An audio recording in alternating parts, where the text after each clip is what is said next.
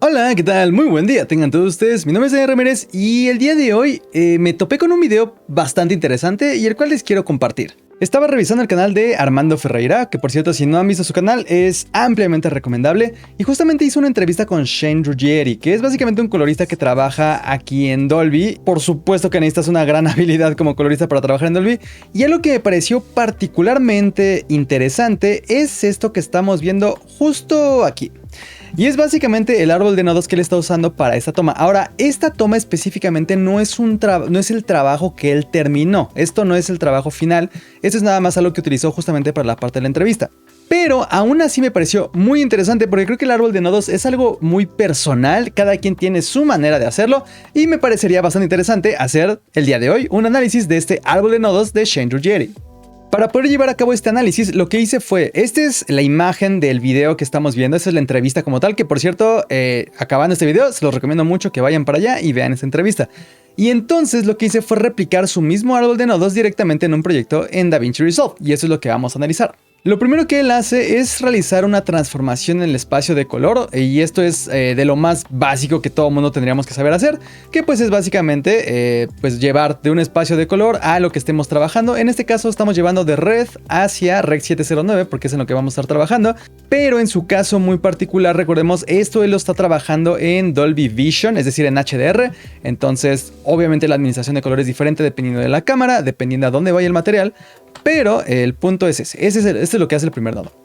Después a continuación tenemos esto, que no sé si ustedes lo hayan utilizado, pero es muy útil. Cuando ustedes hacen cualquier tipo de reducción de ruido, lo mejor no es necesariamente aplicarlo directamente sobre el clip, sino separar nuestro espacio en RGB. Entonces, en este caso, yo puedo ver perfectamente cuál de todos estos canales es el que realmente va a tener la mayor cantidad de ruido. Si yo me acerco, por ejemplo, al rostro de esta chica, puedo ver que en el canal rojo hay una cantidad pues bastante fuerte de ruido. De hecho, en el canal verde siempre suele ser el canal con mayor limpieza y usualmente el azul también tiende a ser muy sucio.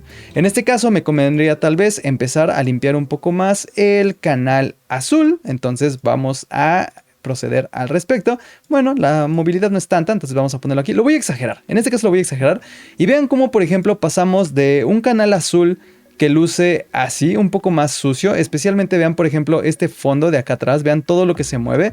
Yo sé que por la compresión de YouTube se va a ver un poco más, pero una vez que aplicamos esto, ya se vuelve más suave. La gran ventaja de hacerlo sobre un solo canal es que cuando vemos nuestra imagen en RGB ya no es como que nos esté alterando todo. No es como que se vea pastosa el 100% de la imagen. Esto es el antes. Esto es el después. En una primera instancia casi no se nota, pero nosotros sabemos, porque estamos viendo el canal de manera aislada, que realmente estamos reduciendo mucho el ruido. Entonces eso es algo muy interesante. Después, algo que yo siempre les recomiendo también, el Luma. Una vez que nosotros ya tenemos todo nuestro tratamiento inicial de la imagen, ya tenemos un buen material con el cual vamos a comenzar, tenemos que empezar a trabajar con el Luma. Ahora, si vemos esta imagen, lo que él usa exclusivamente es la parte de las primarias y la parte del log. Es decir, todo lo que está en las rueditas de este lado, que son Lift, Gamma, Gain, y la parte del log, que es donde están los shadows, midtones y highlights. Entonces esa parte es muy importante porque entonces así es como vamos a poder realizar cualquier tipo de corrección dependiendo lo que requiera nuestro material específicamente. Y seguramente en la parte del log, en este caso por ejemplo, él tenía esta imagen y como es una luz bastante directa a la que tenemos en una ropa blanca, entonces seguramente debió haberle bajado un poco a esas altas luces, pero igualmente recordemos que él está trabajando en HDR, entonces de hecho él menciona en la entrevista que está trabajando a 2000 nits y pues tiene bastante rango con que trabajar, ¿no? Es mucha la diferencia respecto a los 100 nits que tiene el SDR normal. Y después lo que él tiene es un nodo de contraste, que es algo muy común porque una vez que ya estás ajustando hasta cierto punto la iluminación, dependiendo qué es lo que necesites, pues entonces ya añades un poco de contraste, ya sea que empieces nuevamente a mover esta parte del lift, si es que DaVinci Resolve decide que me va a dejar trabajar. Ahí está, y incrementamos un poco de contraste, incluso podemos bajar un poco el gamma y obviamente esto va a depender de cada proyecto, pero aquí ya vamos avanzando un poco más respecto a la imagen que vamos a querer. Él aquí de hecho tiene un nodo que dice Sky, es básicamente el cielo. Pero, pues como podemos ver aquí no tenemos cielo. Me hace pensar que este es solamente algo muy genérico que hizo de inicio pero estoy casi seguro que es la estructura que sigue prácticamente para todos sus proyectos, lo cual pues está bastante interesante. Después tiene un siguiente nodo, que es la parte de white, con lo cual yo asumo que él hace algún tipo de ajuste de balance de blancos, dependiendo nuevamente qué es lo que requiera cada proyecto. En este caso, esta imagen luce bastante balanceada. Yo personalmente no le haría nada. Si acaso mover el offset un poco hacia acá o incluso hacia los verdes, dependiendo, ¿no? Yo podría incluso hacer un análisis. Algo que a mí me gusta hacer es irme directamente acá de este lado y ajustar una ventana específicamente. Ahora aquí hay que tener mucho cuidado porque no hay una zona blanca como tal. Tenemos estas zonas de acá pero tienen mucha agua y eso quiere decir que va a haber muchos reflejos en la zona de las rocas, también reflejos. La chica no tiene algo blanco como tal que nos pueda ayudar. Entonces yo en este caso específicamente no le haría ningún tipo de balance adicional. Creo que luce bastante bien. Después tenemos una parte de saturación y en este caso dependiendo del proyecto, que en este caso vean, sí tenemos un poco más de saturación en la parte de los magentas, pero está dada por el color de esta mochila que tiene aquí, entonces yo no se lo bajaría, creo que luce muy bien. Obviamente va a depender del look, entonces por ejemplo si queremos bajar la saturación podemos hacerlo directamente desde aquí. Después tenemos la parte de piel y esa es una parte que a mí me interesa mucho porque el de inicio tiene 6 nodos enfocados exclusivamente a la parte de piel y más aún a la parte de la cara. Todo lo que dice skin es piel, todo lo que dice face es cara, entonces él hace ajustes muy precisos y de hecho es muy insistente en esta parte a lo largo de la entrevista. Y tiene toda la razón. Al final del día, lo primero que nosotros volteamos a ver en una persona es la parte del rostro. Siempre cuando estamos hablando con una persona, estamos viendo los ojos, estamos viendo la cara y no es la excepción cuando estamos viendo cualquier tipo de plano en alguna secuencia de imágenes. Lo primero que volteamos a ver es el rostro y por supuesto vale la pena empezar a analizarlo y empezar a ver qué es lo que podemos hacer. En este caso específicamente voy a hacer un pequeño cuadro nada más para correr un análisis rápido. Y aquí cuando vemos el vectorscopio está corriendo un poco hacia la parte de los rojos. Tal vez incluso en la parte de aquí de manera general podría mover el hue un poco hacia la izquierda y neutralizar un poco esto. Quitamos la varita mágica y quitamos esta parte de aquí. Y entonces aquí activé sin querer el qualifier, entonces lo vamos a reiniciar. Y ahora sí, este es el antes y este es el después. Nuevamente, depende del proyecto. Si esto les parece un poco verde, pues ya sabemos que en realidad no es así. Él, por ejemplo, en esta parte de face, justamente algo que hace, que es muy importante, es el hecho de aislarla. Es decir, él empieza a trazar una máscara que bien puede ser sencilla o puede ser muy compleja, dependiendo nuevamente qué es lo que nuestros proyectos nos estén demandando. En este caso lo que puedo hacer es simplemente esto y obviamente pues habría que traquear el movimiento para que específicamente estemos siguiendo la trayectoria que tiene el rostro de esta persona. Corremos el traqueo para atrás. Y una vez que termina, adicionalmente a lo que podría hacer, cosa que yo les recomiendo, es aislar mucho más la parte de la piel. Entonces cuando hacemos esto de manera tan precisa, nos ayuda mucho más a tener el control de qué es lo que está pasando con la piel de esta chica. Entonces, por ejemplo, si en algún momento yo quiero incrementar la parte de la emoción, o tal vez quiero que sea muy contrastado, entonces vamos tal vez a llevar esta parte hacia los rojos.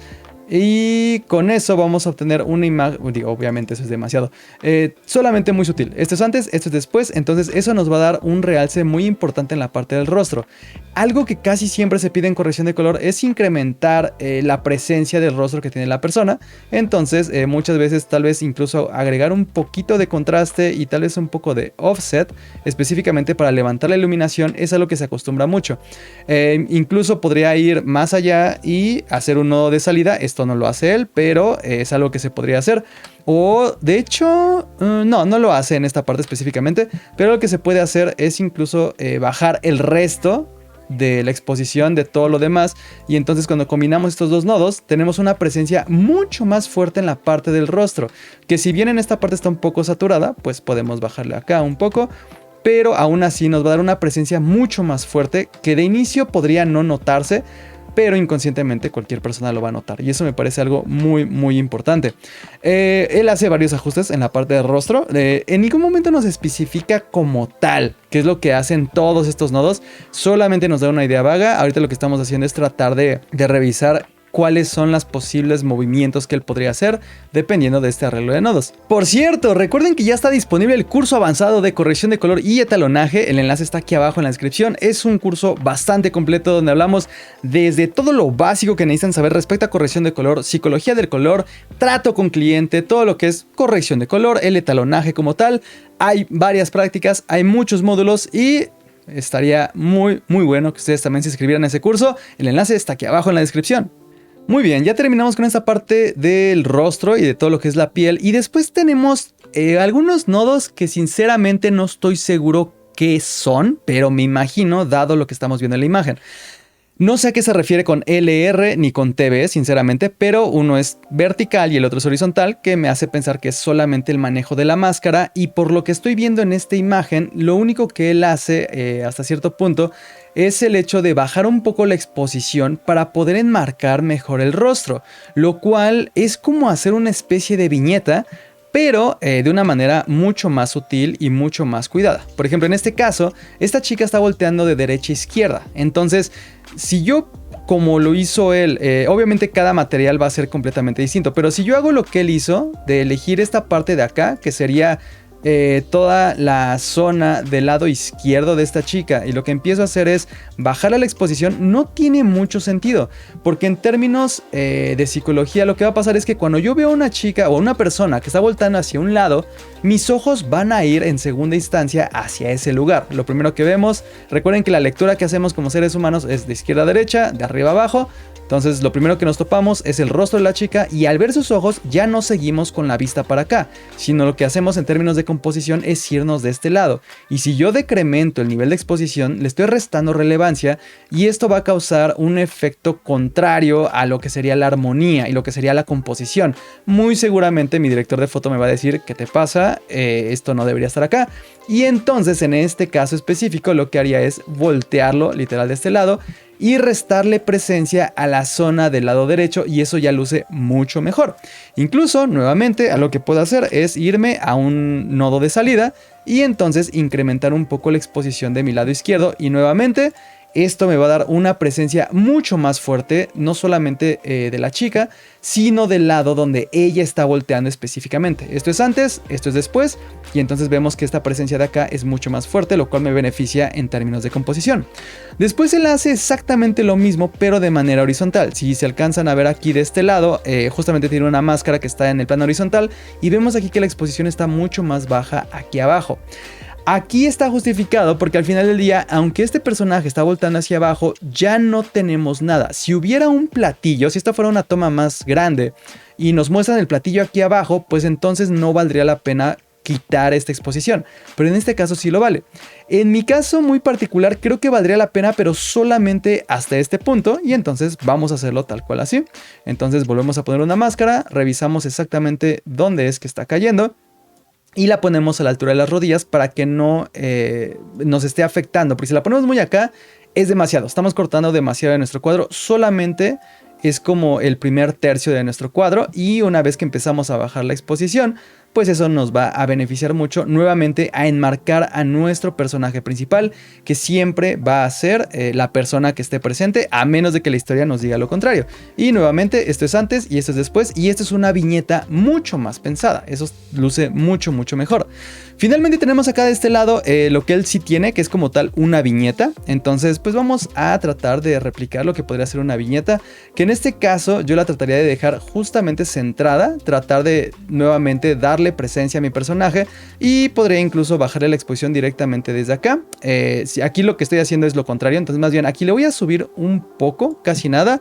Voy a crear un nodo de salida para que aquí esté mi viñeta por la parte externa y entonces aquí le bajamos, no mucho para que no se note tanto, pero aquí ya tenemos una presencia mucho más fuerte. Entonces todo lo que hice hasta acá abajo es la parte de darle una presencia a nivel iluminación o a nivel viñeta a todas las partes relevantes, que es en primera instancia el rostro del personaje y el lugar hacia donde está volteando.